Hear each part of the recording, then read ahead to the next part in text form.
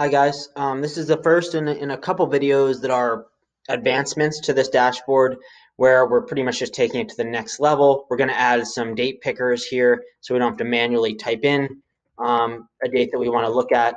And then in a video after this, we're going to apply some text logic to tell us what we're comparing so that it's clear to everyone. But again, in this video, let's get some slider or let's get some scroll bars or spin buttons in here. First, I'm going to move this reference to the end or next to the headshots. And we're going to set this up in the reference. Okay, so I'm going to go all the way over, keep on going, and I'm going to call this area Scrollbar Selector. And this is where we're going to put our data that lets us select the date that we want by using a scroll bar or a spin button. And the first thing that we're going to do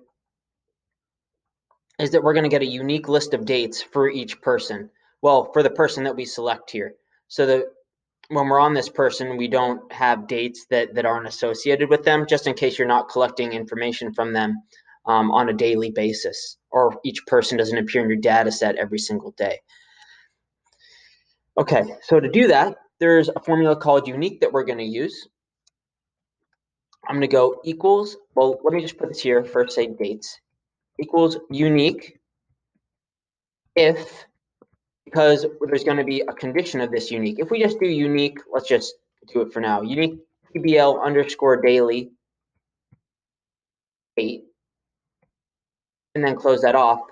What we'll get, and we're not going to see this right now, but maybe I'll highlight all these dates, go all the way, keep on going down, because there'll be more dates. Maybe I just select the whole column. I clicked on AE. I'm going to set this to short date so we can see the dates. Here are all the dates in our data set. Now, that's okay, but we don't necessarily want all the dates in our data set. We just want the dates for this person, just in case. Or you could do it this way if everyone appears in your data set for every day. I'm going to say unique if, open parenthesis, PBL underscore daily, name. So if the name of the person in our database is equal to, let me go to my data viz, click on this name, the one that we select. If the name in our database is equal to that name, we're going to get the unique date. And let me just close that off. We're probably not going to see much of a change because we already have this information. Or we have this information for every player or every athlete. And now, before the unique formula, I'm going to go sort, open parenthesis, go to the end, and close a parenthesis. All that's going to do is it's going to sort the dates chronologically. Now, just in case, like, for example, here, actually, let me take the sort away for a second. If you're looking in your database, let's say, I'm going to go into my database. This is it. And I sort by, I don't know, stress level, for whatever reason. And then I go to my reference sheet. See how the dates aren't in order? That's going to happen. But if I go sort, open parenthesis, close it at the end, now no matter what, my dates are always going to be chronological. And this is important, very important actually. So now what I need is I need an ID for each date, which is essentially just a number associated with each that the scroll bar selector is going to look at so that it knows where we are within this date range. And now what we're going to do here is we're going to write a formula, and it's going to be a little bit complex, but I hope that you follow with me through it. And we want to start at the number 1.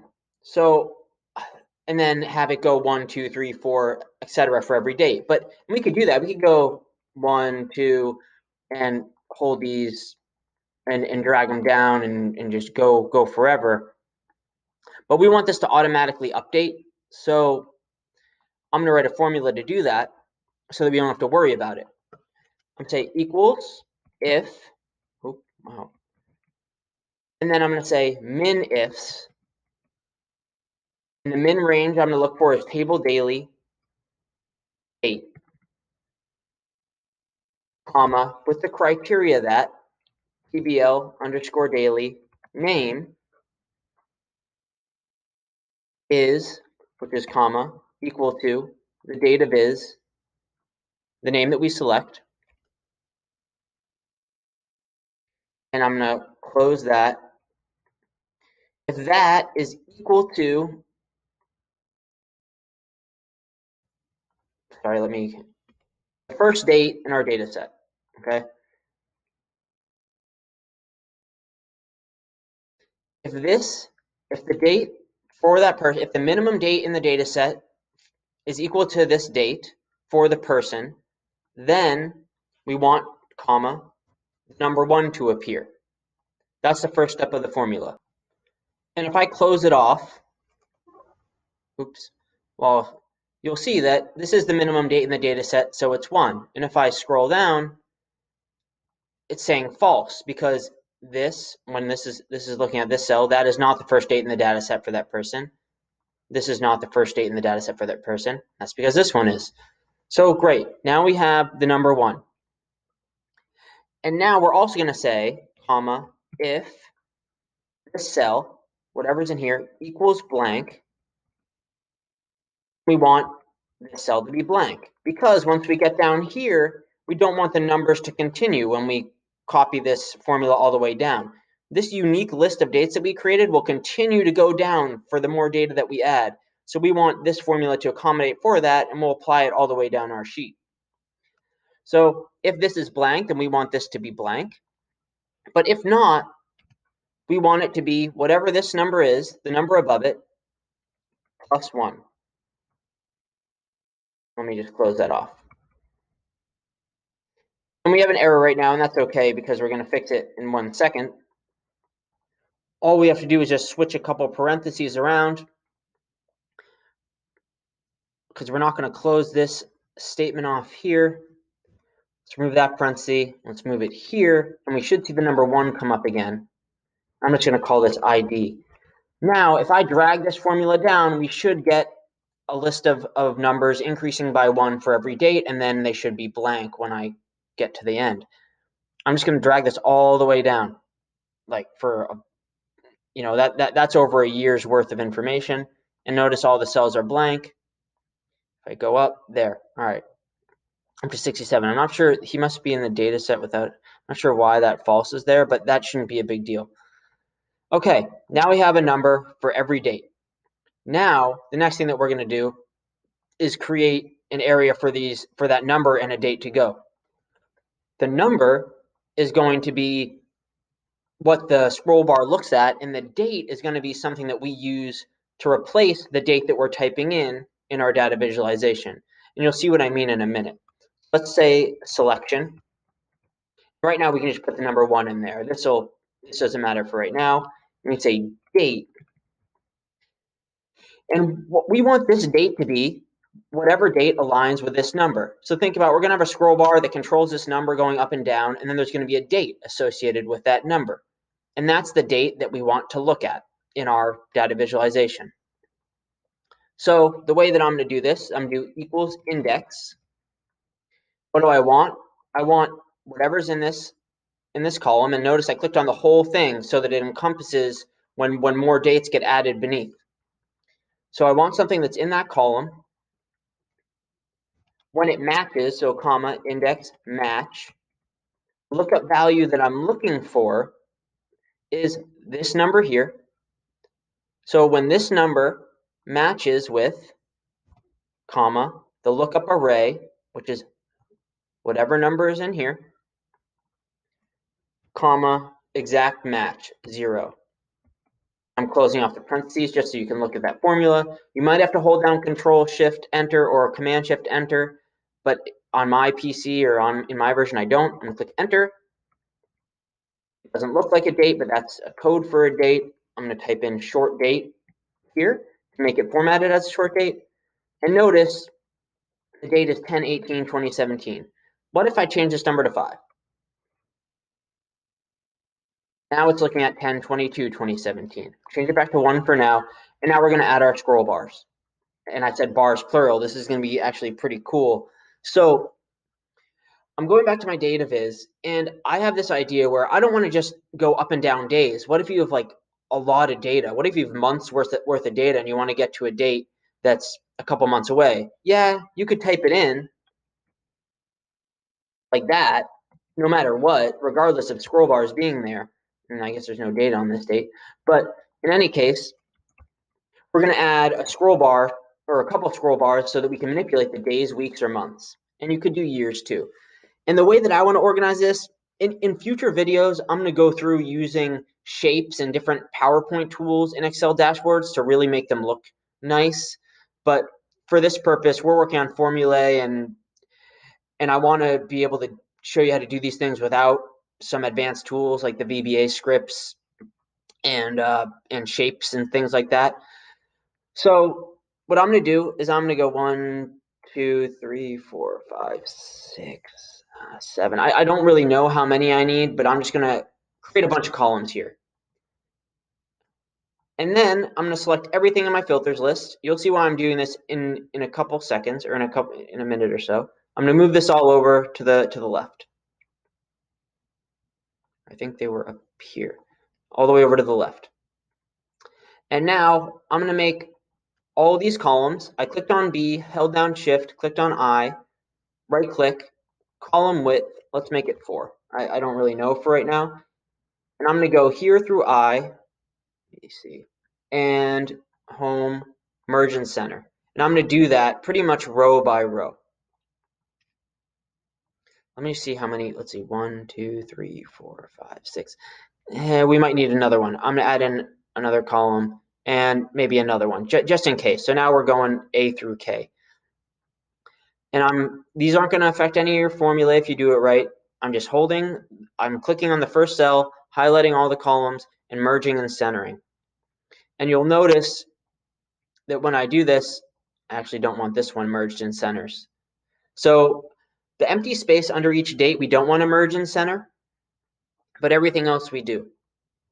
And I'll show you why in a second. So I'm just going through and notice, so I'm merging and centering all these things. The formulae still work. You saw that number change down there. See the numbers change and the graphs change. Everything's all messed up, but it's fine. Merge and center, merge and center, merge and center, merge and center. What I actually have to do is I have to move this down one. No, wait, no, I don't. Sorry. Merge and center. We don't want to merge and center these, but we'll make them gray. Here, merge and center, merge and center. And just to make this a little bit shorter, gray. We can merge and center everything, I guess, before this performance date. We may have to undo this later, but that's fine just to make it look okay for now. Let's merge and center that performance date, this here. I'm just going to move this graph over for a second. And remember, we don't have to merge and center these, but let's color them gray. Let's merge and center there. Let's merge and center there. And let's just color these gray for now. I don't really know what to do with them. Okay, great. I'm going to select all this stuff, move it to the left. And now finally, we're going to put in our scroll bars. So I'm going to go insert. Oh, sorry. I'm going to go developer, insert, and I'm going to insert a spin button. I like spin buttons better than scroll bars for a bunch of reasons that I don't want to get into, but I'm using 3 spin buttons essentially instead of a scroll bar because of the maximum minimum values that you have to apply for a scroll bar. So here's one, and make sure that you size it up the way that you want it. For now, this seems okay. I might change the sizing a little bit, but for now, that's fine. I'm going to right click on the scroll bar, format control. I'm going to put the current value at 1, and I'm going to make the cell link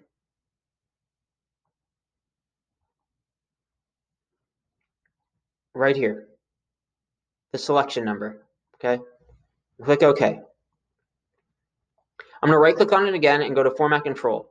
Notice the incremental change is 1. This means that for every click of the scroll bar, we're going to move one number from that value right here. So if I go up on my scroll bar to 3 times, I clicked it 3 times. I'm going to go to my reference. Now the selection is at number 4. The last thing that we have to do is link this date that is associated with our selection number to this date here. And the way that I'm going to do that is I'm going to go equals in this date cell, go to my reference, and pick this date. And I'm going to lock it in. So before the AB, before the 5, lock it in. Now it's 1021. And if I go up again, it's 1022, 1023, 10, etc. Now right beneath here, I'm going to write in day. I'm going to go over 2 slots, type in week, go over 2 slots, type in month. And, let's turn these sideways maybe. I don't really know. Color them a different, oh, did not mean to do that. Let's color these a different color. Bold them, why not? Yeah, I don't like them sideways. Okay, let's say that I'm happy with the way that this scroll bar looks and the size of it and all that stuff. Now, I'm not really that happy with it, honestly. All right, so that's fine for now. Let's keep it as it is. Let's right-click on it, just make sure that it's right. And let's go to the properties. It says move in size with cells. This is important. I don't want it to move or size with cells because I might move some stuff around in here. And I'm going to click OK. And now I'm going to copy it and paste it and move it right here. Now I'm going to right-click on it, format control, go to the control. Instead of incremental change being 1, I'm going to make it 7. Click OK. I'm going to copy it, paste it again, drag it over the month, right-click on it, format control, and let's make this 30. That's a month. The days in a month change, but let's just make it 30. Okay. Now, what's going to happen if I click? Oh, I already did it. So you guess you found out. I'm just trying to make them all aligned. Now, if I click up on this, it goes up 7 days or a week. If I click up on this, I'm not going to have any data, but yeah, so it'll say NA. But if I go down, it'll go down a month. And I don't have any data there. But again, now I can manipulate by days, weeks, and months. Okay, now what I'm going to do, let's copy this that we made here. Let's bring it down a little bit. And let's go here and paste it. And what we can do now is we can click on or right click on that control. I'm holding down control and clicking on it, holding down control, clicking on it, copy it, paste it, move it down here.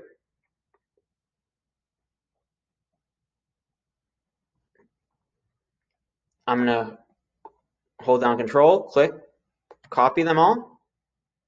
And let's go all the way down to our performance date over here. And I pasted them. I'm going to drag them down. Drag them down. I don't remember where. I'm going to copy the day, week, month. And actually what I'm going to do, these are too low. I want them maybe like in the middle. I'm going to do the same thing here. Maybe I'll put them in the middle of the cell. And where is that? Copy these. Paste them here. Let's put them in the middle. Let's put them in the middle all around. Middle, middle, middle. And now what I'm also going to do is let's also tie these dates. So this readiness date equals this date also. And you don't have to do this. This is just something so that all the dates will be the same, and no matter what we do with these scroll bars, the date will always remain the same everywhere. I'm going to do the same thing here. Equals reference this date. Now all my scroll bars are tied to the same date, and anywhere I manipulate it, it's going to change kind of holistically. So I'm going to go up a week here. Notice the data in this changed. The data here changed to 11/18. The data here changed. Everything's kind of the same. And we can go up by a month, and the same thing will happen. The data will change here, it will change there, change everywhere. Okay. Now that we have that done, I'm just zooming out a little bit, and we can make this look nicer, and maybe I'll do that a little bit later. But what we don't need is we probably don't need two of these. I deleted them. I'm going to move this RP over time graph over here, this jump height graph. And while I'm on here, I'm just going to do a couple of visual things that I want to do. I think these graphs are pretty plain, so I'm going to do a couple of things here. I'm going to make the titles gold. Why not? Gold, gold. And I kind of want the axes to stand out a little bit. And I also want to separate the charts. So maybe I go like that. Or maybe I make all the charts bigger because we actually have more space than we need. I'll do that. I'll move this chart down. Again, these are just kind of small visual things that you don't really have to do, but let's color those gray. Let's bring this chart down a little bit more. Let's make the gray stuff go down to the end of the chart. I think it was this gray. Let's make jump height gold also. Maybe bring it up a little bit over. Now, in each of these charts, what I'm going to do, I'm going to format the axes. So I'm going to go format axis. I just want it to stand out a little bit more. I'm going to go to fill, line. So let's do a gradient line. That'll be kind of cool. I'm going to remove the things in the middle of it, and I want it to go from gold to black, let's say. But I don't want it to go that way. I want the gold lines to be on this side. Notice how I click off of it, it's like gold and black interchanged. I'm going to go to format axis. Again, go to the gradient line. Instead of 90, I think it's 270, if I'm thinking about it right. Is that right? No, that's not right either. So format axis, is it 180? 180 looks right. So there's black, and then it kind of gets to gold. And then I'm going to format this axis as well. I clicked on it, go to fill, line, gradient line. I'm going to delete these two things in the middle here. Let's go from gold to black again. So I have this gradient selected. Again, this is all personal stuff. You can do whatever you want. You don't have to do any of this. I just want it to look kind of cool. All right, now it's going from gold to black there. I don't want that. I want it to go from black up to gold. So one quick way I could do this, I guess, is I can flip this around if I wanted to, like that. Good, so now it kind of goes black to gold and black to gold. I don't know, I think it looks a little bit cooler. And I can make the graph longer, a little bit thicker. Okay. Now, I'm going to try this. I don't know if it's going to work, but I'm going to save this. So I'm going to go to change series chart type. Oh, no, I'm not. I'm going to right click and I'm going to go save as template. I'm going to call it performance tables 2. I'm going to click on this chart, go to change chart type, go to my templates. I think this is performance tables 2. All right, and then my stuff carries over to what I want it to be, except for the axis. So I'm going to format the axis. I want the major units probably be like 200 with the trap bar deadlift. And on the bench press, I'm going to right click, change chart type, templates, go to performance 2, and let's just drag it down, drag this down, drag this up a little bit. I want to drag this down a little bit and make it a little bit wider. And let's change these. What do we think the bench press should be every, that'll automatically update 100. height, right click on it, change chart type, go to templates, performance table number 2. Let's drag this down. Let's make it a little bit thicker. Let's make it a little bit higher. Drag it over a little bit, maybe. And yeah, I don't know. The units are every 5, maybe 2. Every 2 is fine. Every 2 inches. Okay, so this looks a little bit better now, to me at least. And the last thing that we're going to do in this video, or at least I'm going to do in this video, you can follow along if you want, or you don't have to, is I'm going to just organize this side a little bit, this area. I'm going to zoom in again. I'm probably going to select everything and remove all the borders, and I'm just going to clean some stuff up, just to make it look a little bit cleaner. So I'm still trying to figure out whether I need a, let's change these widths maybe, because I think they're too wide, maybe 3. That looks a little bit better. I move this right over the week.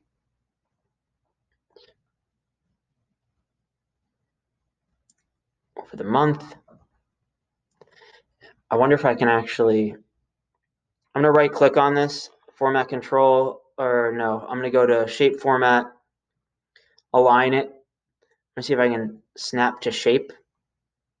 I don't know if that'll help make it easier to align these things, just because I want it to look okay.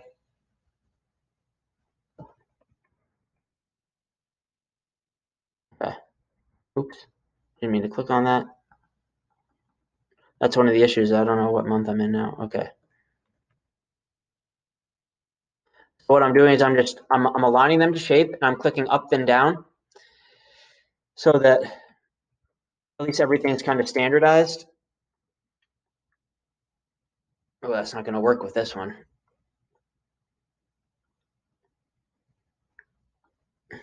Readiness state. All right, I'm going to do it anyways. Align, snap to shape. Align, snap to shape. Align, snap to shape. I'm going to move it over. Oh, that's better. When I go down and up, it's better. So maybe I'll go down, up. Let's move this over here. Down, up. A little bit thinner. And I'm actually going to go back to the bottom with these because I need more separation. So we'll align it with the top of the box instead of the bottom of the box. That's what I'm thinking now. So I'm going to click in here, down, up, down, up, down, up. And we have one more place to do this. Shape format, align, snap to shape. Shape format, align, snap to shape. Shape format, align, snap to shape. Oops. Align this here. Let's go down, up with my arrow keys. Let's go down, up with my arrow keys. Let's go down, up with my arrow keys. And let's move these down to the bottom. And let's make this the same gray that everything else is. And let's create some boxes around this stuff maybe. Here, I'm actually going to move all this stuff. That's okay. Some unmerged cells. That's fine. I'll just merge and center these. I apologize for this. I'm doing it again. Down, up. Down, up. Down, up. Okay. Merge these cells and format it to the left. Now what we can do is we can kind of create some boxes around these areas.